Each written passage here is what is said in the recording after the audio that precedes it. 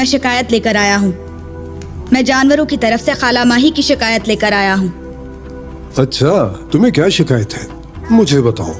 मैंने हवा को इस्तेमाल करते हुए अपने जानवरों की प्यास मिटाने के लिए एक पंचक्की बनाई है ताकि वो जब चाहे पानी पी सकें। उन्होंने क्या किया है? क्या वो पंचक्की तोड़ दी है?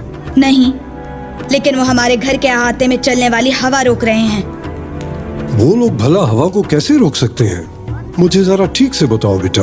खाला माही ने धूप से बचाव के लिए एक साइबान लगाया है और वो साइबान इतना ऊंचा है कि वो हमारी हवा रोक रहा है। उसकी वजह से हम तक पूरी हवा नहीं पहुंच पा रही। मैं शिकायत लाया हूँ, उनका साइबान हटाया जाए। ठीक कहते हो, एक दूसरे पर पड़ोसियों के कुछ हुकूक होते हैं। कोई भी किसी की हवा बंद नहीं कर सकता। वो कोई भी ऐसा काम नहीं कर सकते जिससे किसी पड़ोसी की आसूदगी में फर्क आ जाए।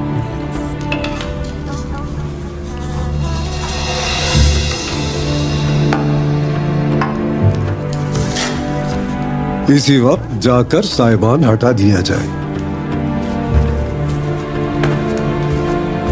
आपने इस्लाम की रूह से बिल्कुल ठीक फैसला किया है जनाब। अगर आप गलत फैसला करते तो मैं आपके खिलाफ शिकायत कर देता।